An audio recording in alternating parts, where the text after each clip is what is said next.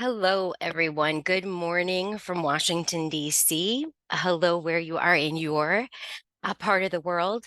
My name is Kristen Willard. I'm the Vice President of Education here at GAAPP, and I'm thrilled to bring to you today our very first GAAPP Academy of 2024. And this will be devoted to optimizing your use of GAAPP resources. So thank you for joining. Excuse me for the next hour. Let's get started.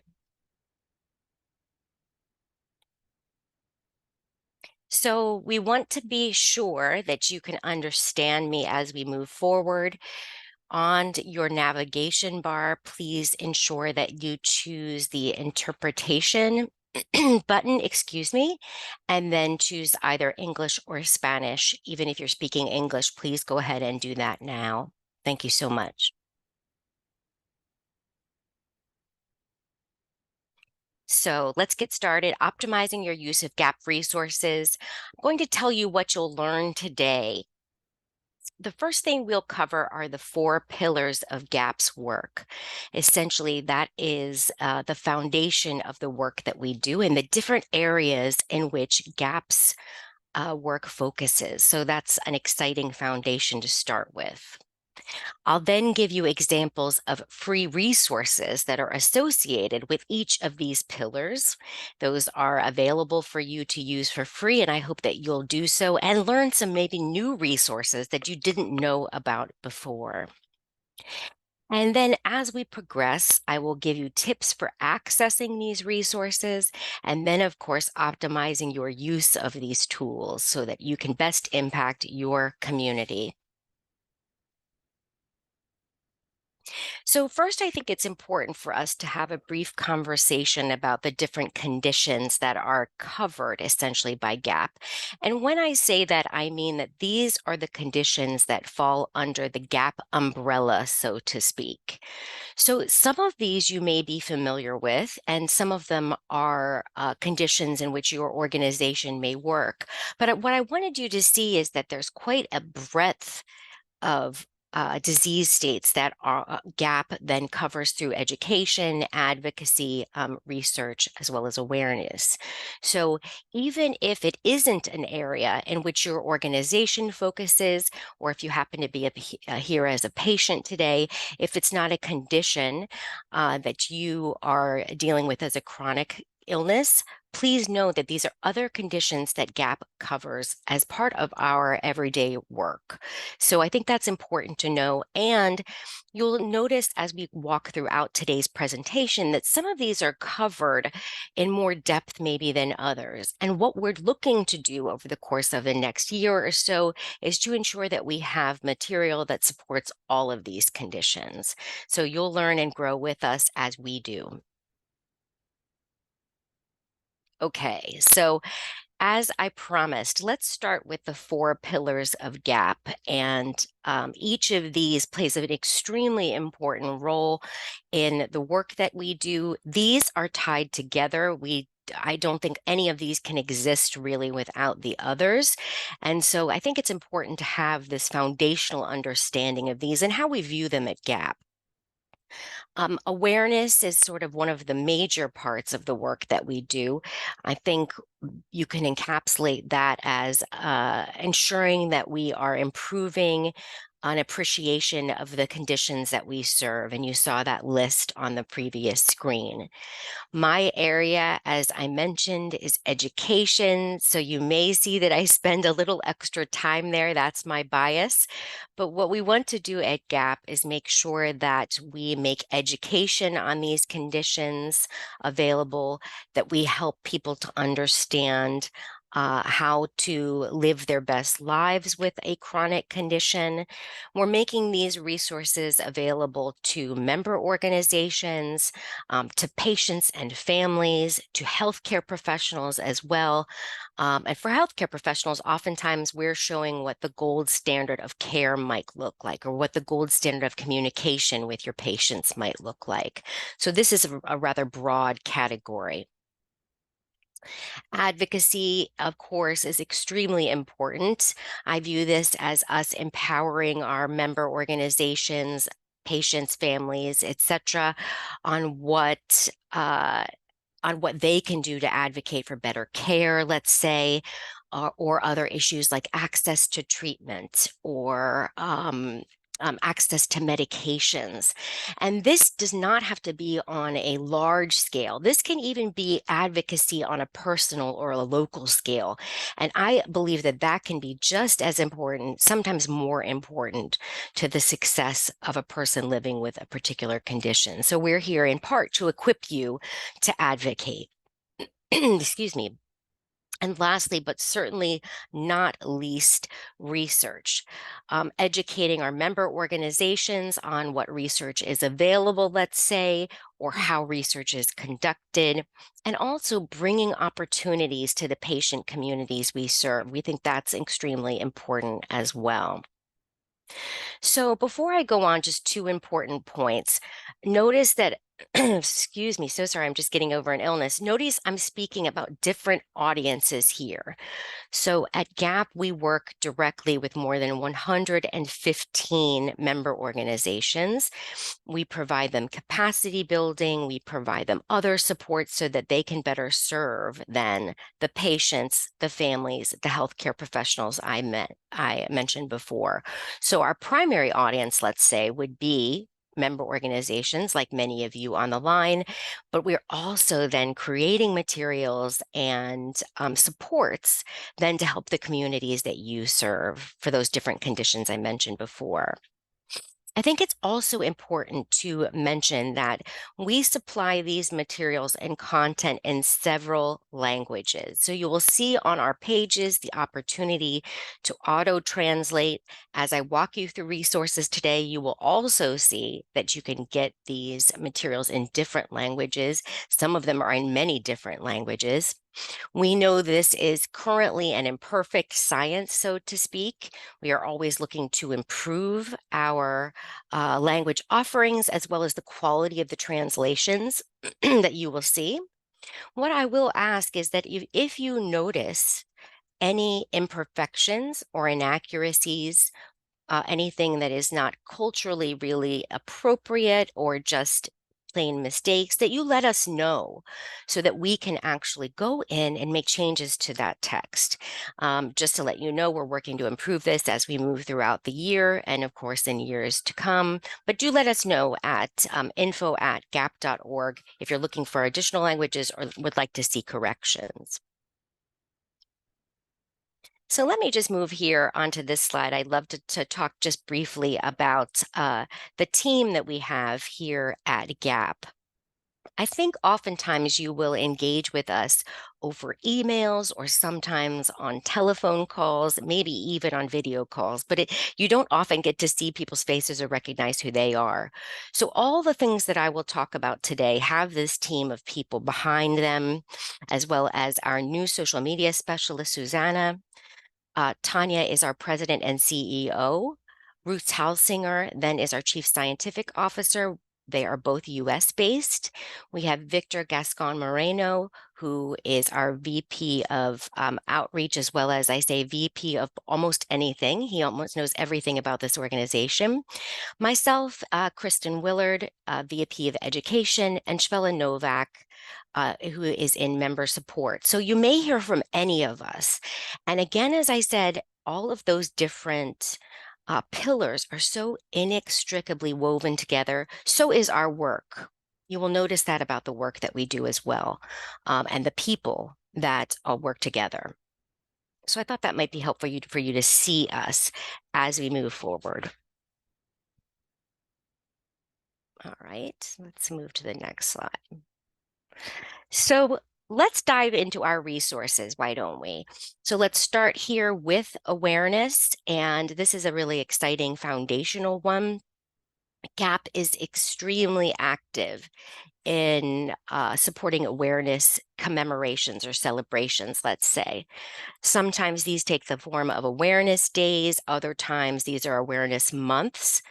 And we support these via person power as well as funding. So for all the awareness days that you see on the green on the left side, GAP will actually provide you a free awareness toolkit. So, what does that mean? The idea there is that it's a toolkit, it's a ready-made toolkit that has images, social media posts, information about the Awareness Day, so that you and your organization do not have to recreate the wheel, so to speak. What we do is we provide that to you ahead of time so you have time to plan, and you can then push that ready made information out through your social media and your communications channels. And when I refer to communications channels during the course of today's conversation, I'm usually talking about things like any events you might have, your newsletter listing, things like that. GAP also provides communications grants to member organizations.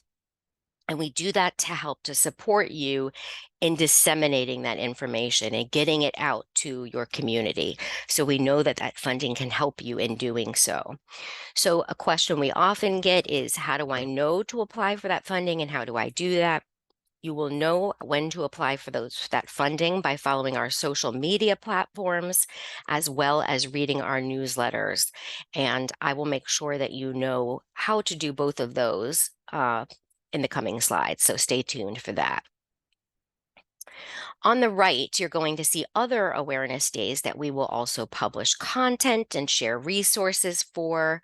Some of these were not covered on that slide of chronic conditions that GAP covers, but these are extremely important to us and oftentimes are comorbidities to our main conditions. So these are extremely important to us and obviously the communities that we all serve. You'll also find more information about what is available for each of these by reading our newsletter letters and tuning into events, as well as our social media. Let's go to other ways that we drive awareness. Let me get my screen moving. So, two things I'm going to highlight here, supporting the other awareness days that you may not be as familiar with. What we can do in addition to commemorating awareness days ourselves is to support our member organizations and, of course, the patients and families that are in those communities by helping to support in the co creation of resources, by providing our knowledge base in a certain condition, by providing funding toward this, by providing media support. There's a variety of ways that we can help you that might not even be readily apparent on the surface. So we encourage you to reach out to us if you have an opportunity that you'd like support for, and we can tell you if that's something that's a good fit and if we have the resources in order to support you there. Not just financial, of course, but if we have the expertise to support you, etc. Another way that we drive awareness is in directly financing as well as supporting events, particularly in low to middle income countries, and providing seed funding to our member organizations. What we want to do is help member organizations to expand their footprint, to expand the work in the 4 pillars that we talked about in new disease areas. So, for example, someone may come in focused on allergy specifically, be interested in expanding, say, to chronic urticaria. And what we can do is to help you to develop that part of your nonprofit work. So as you can see here in several locations, we've been able to help people to expand their scope. Specifically in these cases, it was to asthma, eczema, and urticaria, but please reach out to us if this is something you would like to do. It does not have to be isolated to these conditions, and we can talk with you more about if there's something that we can do to help you and how we might do that. So the way to do that, to ask those questions, is make sure you reach out to info@gaap.org. All right, let's keep moving in awareness. This is a very exciting and interesting one. So I will talk to you probably ad nauseum today about our social media platforms, but that's how important I really feel these are to your success as a member organization, or if you're not a member organization, to your success in our community. It's extremely beneficial for you to follow us on all social media platforms. I've listed them here: Facebook, Instagram, LinkedIn. We are on YouTube as well. We are on X, which you may or may not know is what Twitter is now called. And I think it's important not just to follow us, but also to interact with our content here. This can be very helpful to you as an organization or a person in our community. What I have done, and you will see this as we move forward, I have created a little bit of what I call a cheat sheet. And really, all that is, it's a summary sheet of the resources, the primary resources that we have at GAAPP. You do not need to go searching for our Facebook profiles, our Instagram profile, etc. I have that on a document that I will be showing you that will make it easy for you to just click on it and then bookmark it or follow us appropriately. Another thing I want to tell you that we're doing that you may or may not remember if you were at our global summit in the fall, we are just kicking off our use of our Storyvine platform. And Tanya Winters, our CEO, talked about that at the meeting, but let me tell you about it now. The idea behind our Storyvine platform is that it is an easily accessible, easily usable, which is very good for many of us who are not particularly good at technology. It's a way to capture patient and advocate stories in a very clean, concise way that's easy to edit. And what we hope to do as an organization moving forward is essentially to compose a patient and advocate story library. So we have these available for our use. I think this is going to be an extremely beneficial way moving forward for us to get our impactful messages out and to represent the patient voice, which is most important for all of us. We know that can be extremely impactful, particularly when you're talking about advocacy and that type of thing. The patient voice, the family voice really helps to drive a story home. So stay tuned for more about that, but keep that in mind too as a potential tool as we'll be using that moving forward. So we're going to also start with a series of tips, and you'll see this icon on all the pages where we'll speak to that. Follow us if you're not already on social media platforms. You'll see an arrow here for signing up for newsletters. If you do not already get our newsletter, please go to our website. You'll see the black box on the right.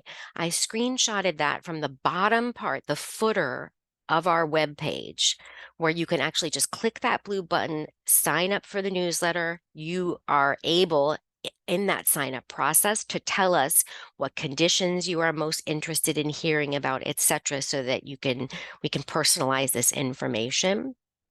Please do that. Again, it's very, very important. So much of our information comes through those newsletters.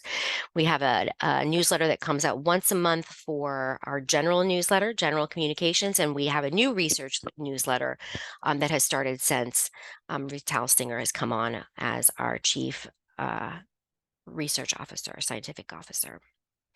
So then engage in our Awareness Day campaigns. If this is new to you, do not worry. We can help you through this process. Again, we have communications grants that support your efforts in these areas.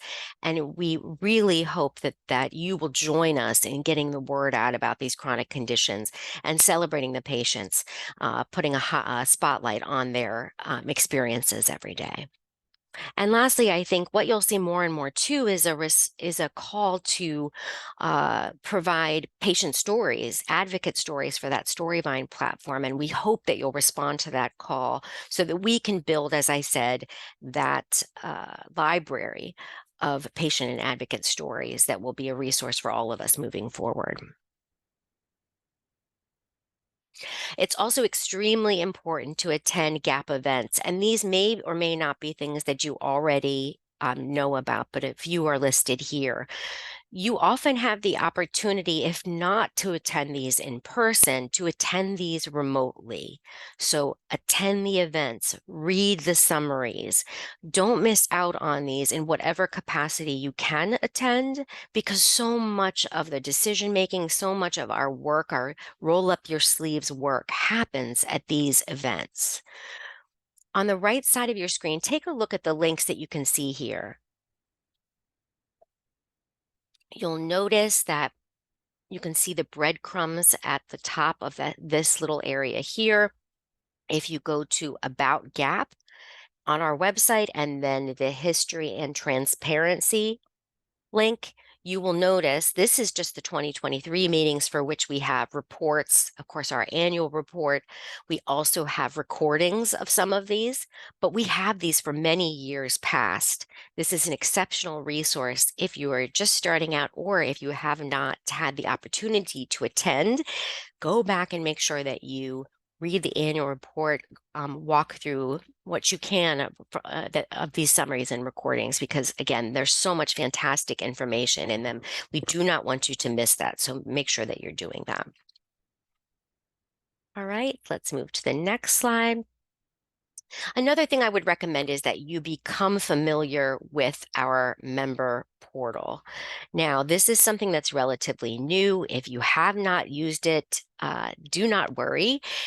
This is going to be expanded as we move forward, but please go ahead and log in, take a look around, see if you have questions. The way you get there is you go to gaap.org. You'll see right here at the top where that red box is. This is just a screenshot of our main menu, the main menu on the gaap.org page that is at the top of the page. Excuse me, you click on the member portal there, that blue button, you then log in, and this will be the rest of this page is a screenshot of the landing page.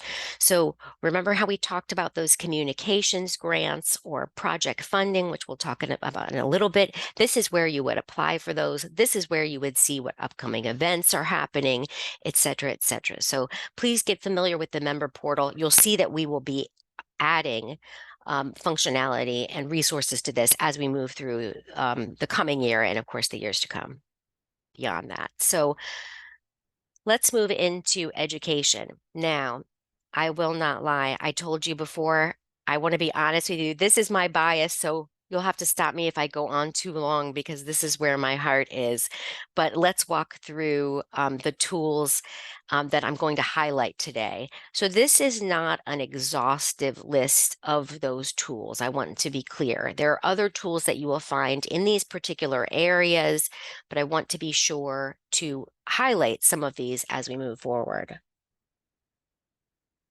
Okay, so what I will do now is actually switch between my screen, excuse me, and my web browser so that we can look together.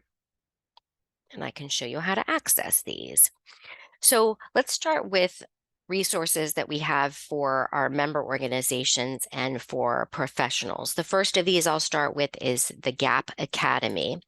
And the way you can access this is go to the resources button. You can see I'm at gaap.org.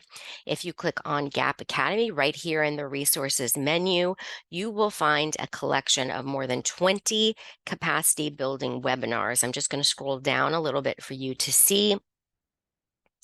These cover a wide variety of topics. There are 3 pages of them. You will notice that the topics are across all of the 4 pillars that we talked about before, across awareness, across education, advocacy, and research. So if you have not taken a look at these, please go ahead. A little tip I like to tell people is that these can also just essentially be listened to as podcasts.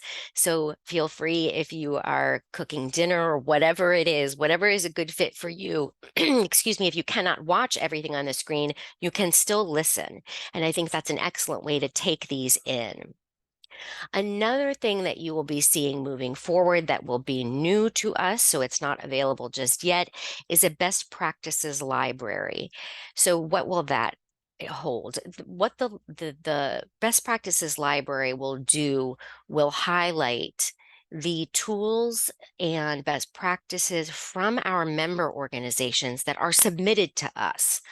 So what we'll do is put a call out for these materials that you feel are most robust and might be helpful to the community in any language. They do not have to be in English. We will then put these into this library.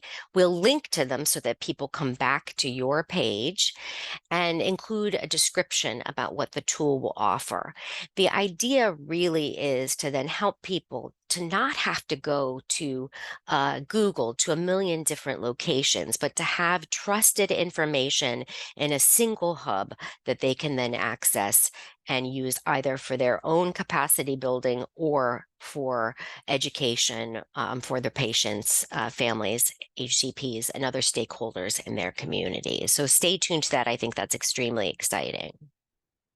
Let's move to some educational resources for patients and their families. So we have several excuse me, static web pages for the major conditions that GAAPP supports. These can be a wonderful place to send people if you may not have these kinds of pages on your own website. So how do you get to those? If you go to diseases, you will see this full list. I've just pulled up COPD as that's something we worked on recently.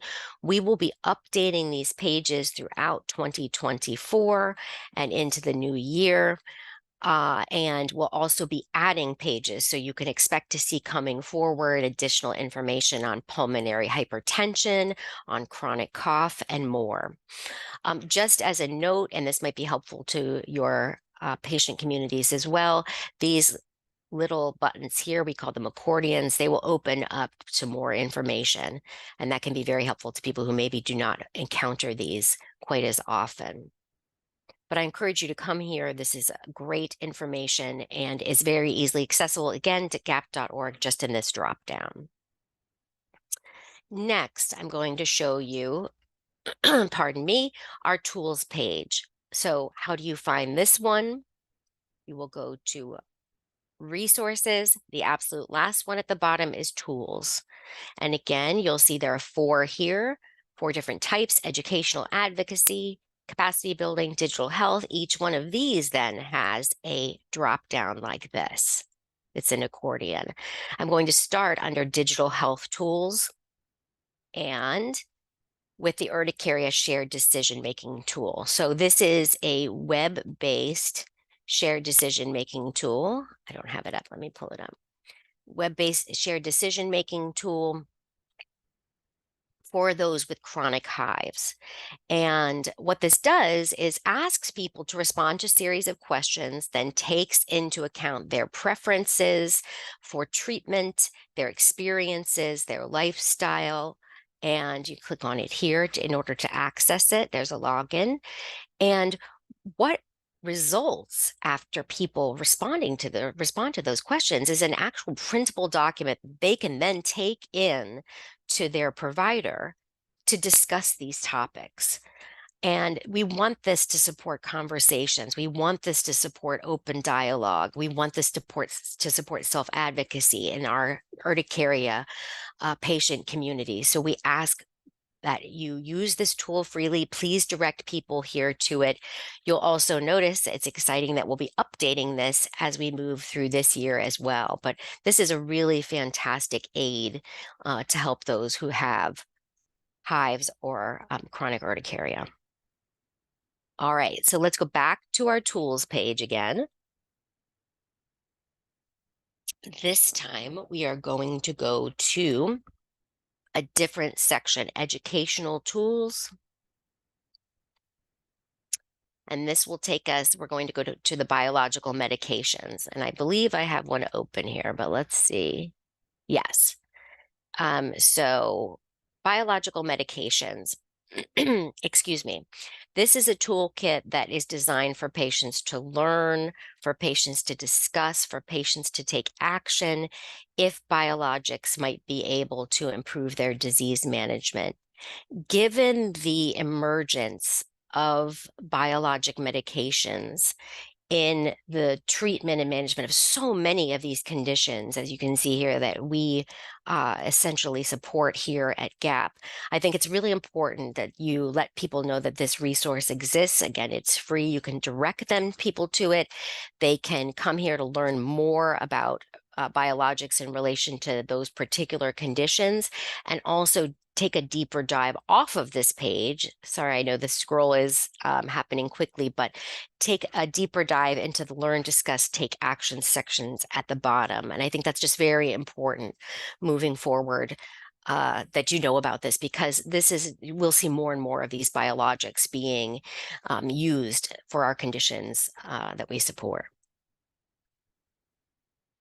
All right, next, I'm going to take you back again to that tools page. I know I keep going here, but this is a very important anchor page for us, so to speak. Next, I want to highlight to you the Type 2 Inflammation Patient Navigator. This is under Educational Tools on this page. It's right here. I'm going to just take you, I have it open already. This is a really extensive, very nicely done, in-depth interactive tool. And what it does is it helps to create awareness, also provide a deeper understanding of what can be called eosinophilic conditions. We also now call them type 2 inflammation diseases. You might hear that more often. So what they are, what their potential treatment options are, and which patient organizations they might go to for support in these areas. Again, this is free. I would encourage you to link to this, send people to this this navigator so that they can interact with the content and learn more, as this can be incredibly impactful for many people who have one or more of these conditions. And I'm going to take you back to the tools again, just to show you. Again, it would be under educational tools. You see we have asthma and COPD tools here, guides that you can use. I'm just going to take you to show you the COPD patient empowerment guide right here. These are intended for patients and families. Scroll down and take a look. So this guide will tell you all of the basic things you need to know about COPD, prevention, diagnosis, management, etc. It will do that in all the languages you see here. If there's something that is not represented, if there's a language that is not represented, again, please reach out to us at info@gaap.org. But we encourage you to download these in the languages that are relevant to you. Share the links with your patient and family communities, again, in asthma and COPD. They're just excellent resources, and I think you'll notice that the content is bright, hopeful, and really wants to empower people to take charge of their everyday lives and their conditions. Okay, now I'm going to attempt to go back to my presentation here so I can show you, there we go. So I can show you our calendar. This is our educational calendar. You can see for the entire year, we have a plan of what content and messaging you can look forward to. You'll see also that every month there is content for member organizations. There's content for patients and families, as well as for providers. It's likely that you are probably missing some of this important education right now. I can tell you that is almost 100% true. So be sure, again, that you can access this by following our social media and also our website and our newsletter. So this is an example of what the content might look like. In January, we published these resources. One of the MO topics, member organization topics, was on strategic planning. So you'll see I created not only social media things like the strategic planning tips, but then these other SMART goals page. It's a worksheet as well as a SWOT analysis page. These are free to you to go to download and use, and there are similar resources every month. You'll also see that here's just an example. We used action plans as one of our topics for patients in January. This is just an example of the content that's available on social media. You do not need to recreate the wheel. You can simply go in and just either share our content without comment or share it and add your own comment to it. But this is just an easy way to get evidence-based, polished content out to communities, and you don't have to create it. I would also encourage that this may not be the right time for this content for you. It might be that you do strategic planning later in the year, let's say, or you're planning to cover action plans in the fall. Make a note of where this content resides, bookmark it if it's appropriate in your browser so that you can return to it as part of your plans for later in the year or whenever it is that you'd like to use it and find it more appropriate. So, tips in education, and I'm going to show you this resources cheat sheet. I'm going to show that to you. I will send it out. If you are watching this live, I'll send it to your email. If you are watching this as a recording, we will have it posted on that tools page. Be sure to identify and bookmark the resources that are most relevant to your communities. I highly encourage you, even if it is just taking a couple minutes to plan for how you will use and share the resources each month. It does not have to be an in-depth communications plan, but it can be something mindful. I'm going to put a calendar invite on my calendar for once a week to make sure that I'm checking social media and retweeting this information or sharing it with my community, etc. And then again, sharing this information, getting it out to the communities because you can help to amplify this and make it available. So I'm going to switch over again to show you, as promised, this GAAPP resource sheet. You can see it. This is a list of different tools, not only by pillar, but also just by topic area, so that you can find these easily. Every single one of them includes a URL so that you can find that content. You can just click on the PDF and it will come up. If you need to, you can type the URL in. And we will be adding to this as we move throughout the year. Here are the social media platforms that I mentioned before. We'll be adding to this. So this is a living document. Be sure to come back and download it pretty regularly. But I'm excited about this because I think it's something easy you can have on your desk and just refer to as needed. Okay, I hope that I'm not giving anyone whiplash as we go back and forth between these two platforms, but let's move into advocacy now within my PowerPoint. So I think you probably already know, but it's important to stress just how important advocacy is to the communities that we serve and of course to GAAPP. We are extremely active in creating patient charters, in contributing to publications, to being part of the development and ongoing work in international treatment and management guidelines for the different conditions we serve. And this slide is just to highlight that a little bit. I'm going to take you back into my browser to show you more about that. If you go to the tools page again, excuse me, and then go to advocacy tools, you will find a variety of resources that are available here. I'm going to start with the patient charters that you can access here and through another page that I'll show you in a second.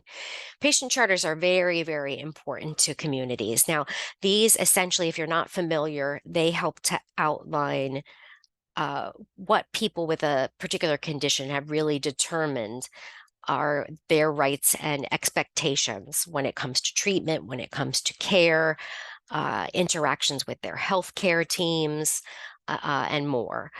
So they're powerful documents not only for the individual, but they really can help to create cohesion in advocacy movements and are also important, pardon me, for that reason as well. So the different patient charters that we have been a part of, as well as letters, campaigns, etc., can be found on the website.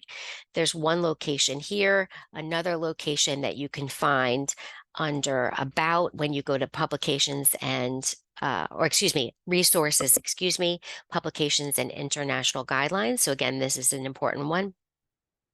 And scroll down, you can see our co-authored publications and the charters are listed here as well. So that's important. I'm going to take you just back to this page for a second. Tools. We're also involved in advocacy campaigns. This here, the Speak Up for COPD campaign, is designed to raise awareness and understanding of COPD among larger community. This is for policymakers, for administration officials, healthcare decision makers. So what we want to do is to establish COPD as a global health priority, a public health priority.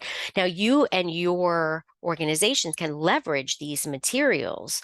You can go to the website. There are graphics here. There are videos that are related to advocacy. So not only can it help you to better understand what it is that this advocacy movement is centered around, but also can help your communities too as well. We will also, again, back in this tools section under advocacy, soon we will have a COPD dossier. And the aim of that document will be really to present a very clear policy case for proactive care in COPD. So that will take the evidence that's currently available and organize, synthesize that for the reader, and then help to make the argument for proactive care in COPD. And that is going to be designed for use by the COPD community to engage policymakers. So that will be posted in the near future. Be sure to check back on that. I've also included it in the resources sheet, so you know to look for it. You're reminded to look for it in the coming weeks. Okay.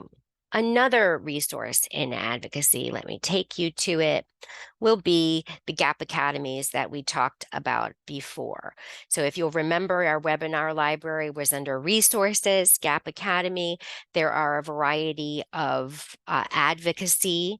Actually, you can see two of them right here. Advocacy topics that are covered in these roughly 1-hour events, just like today's. Patient involvement in HTAs, how to grow your advocacy community, tips for doing so. So I would encourage you to come back and again, engage with these, excuse me, when you have questions about advocacy, and also reach out to us as we can help to talk you through advocacy issues, et cetera, and let you know what might be happening for your particular condition.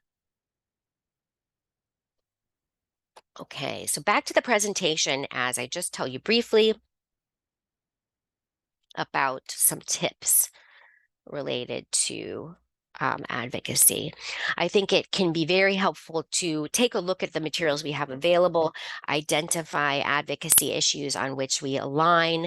I think also it can be very helpful. Again, I know I keep belaboring this point, but I think it's a really important one to share our social media content in advocacy. When you see us talking about statistics or information about particular events that are happening where people are advocating to their policymakers, even if it isn't in your area, I think it's important to let the world see how much work is being done and that we are a collective voice when it comes to any single condition and chronic conditions in general. And please remember, you can have a role in advocacy. Engage with us directly to see what might be a good fit for you, how we can work together on important issues. We can help to support your conversations with important stakeholders. And just before we move on to research, I do want to talk to you about applying for GAAPP project funding. I mentioned it earlier in passing that you can apply through the member portal. I think you'll remember. Go to the gaap.org. On the top menu bar, you will see that member portal button. When you click on that and log in, you have access then to apply for project funding. We encourage you to do this. I'm not speaking to communications grants, but GAAPP-specific funding for your projects. You can do that after you have been a member organization for 6 months. We encourage you to apply early in the year so that you are assured, or you can be assured as much as possible, access to funding to boost your project. So again, you can tell in this graphic, the deadline is March 15th, but apply as early as possible for funding for your project. And again, you can find that in the member portal. please contact us with any questions about that as well. Okay, so let's move on to research. This is an absolutely crucial part of the work that we all do, whether we are working in research directly or not. So today I'm going to highlight 4 research resources you may want to leverage. The first of these is consultation. So I mentioned before our chief scientific officer is Dr. Ruth Tausinger. You can actually see her picture there in the lower right. She and her the panels of research experts that we have here at GAAPP that we work with, they're in an international panels of experts, have decades of experience in research design, in research implementation, results dissemination, etc. So consult with us if you are planning to engage in research so we can help to ensure scientific rigor, appropriateness of your timelines, budgets, etc. Reach out to us again at info@gaap.org if you're interested, and we can tell you more about what we can offer you in that area. Next is research training. If you'd like to be involved with research with GAAPP or actually any research at your organization, we can help to ensure that you have the training that is required anytime you engage in what they call human subjects research. So really think of that as just any time that you are conducting research that involves people. We can also help you to understand what ethics submissions may be required of you, and really just what the essentially the quote unquote rules are around human subjects research. And that does not have to be a clinical trial. That can be something as simple as a survey that you're looking to get results from and publish, or a focus group that you might be interested in running. So please reach out to us as we can help you with that.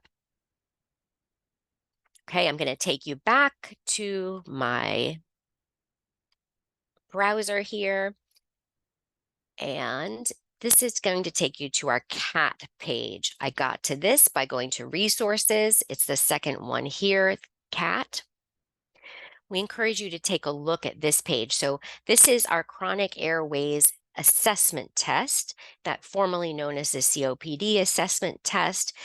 The CAT is a simple 8-question questionnaire. I'm going to show you down here where you can download and use the CAT. You'll see it comes in many languages.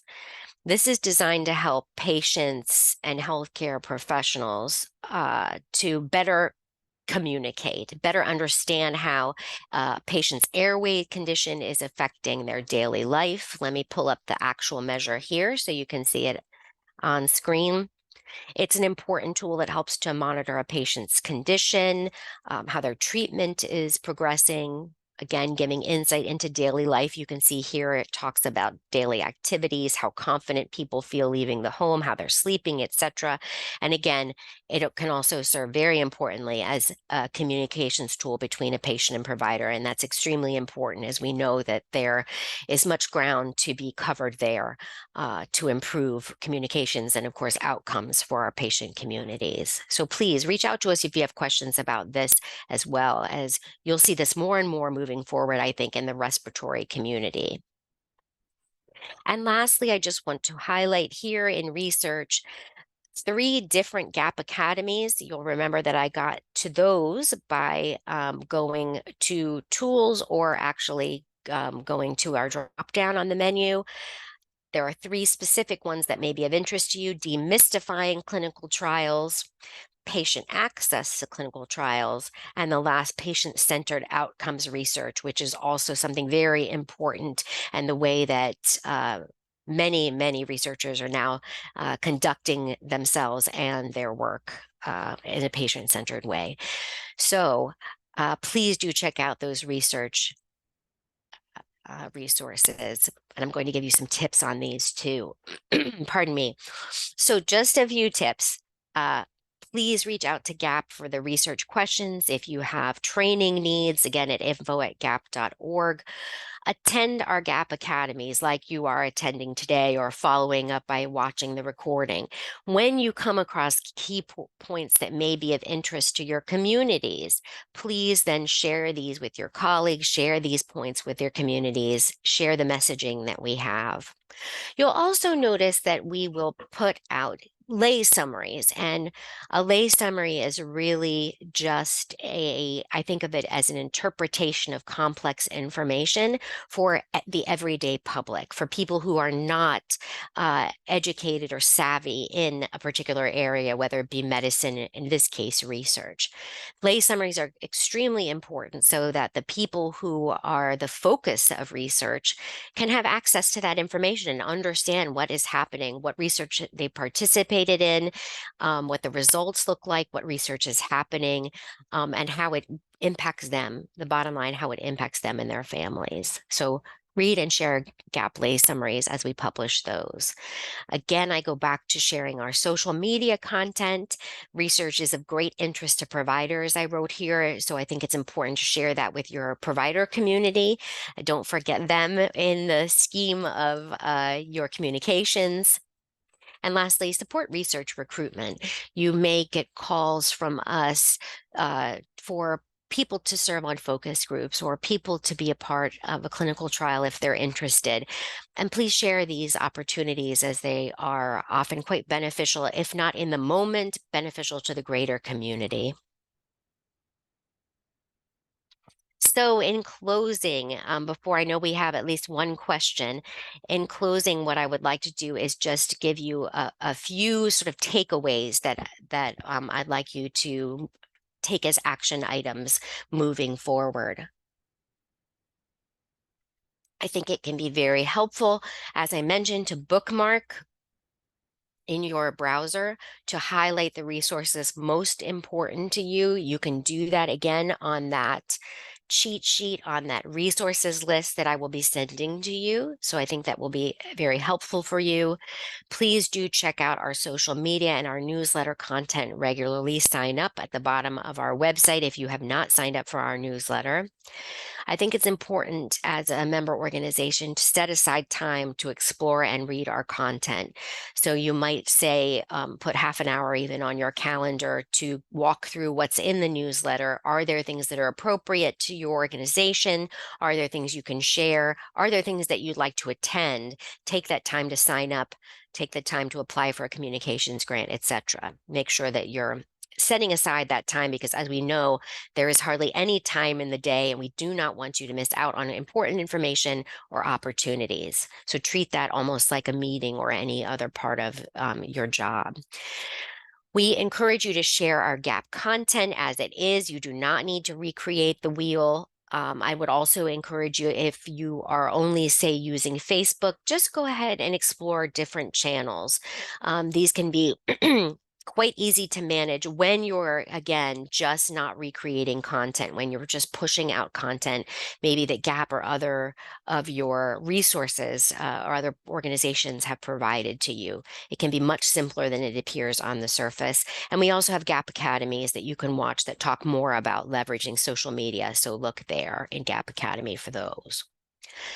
Again, we encourage you to apply for GAAPP funding, including the communications grants.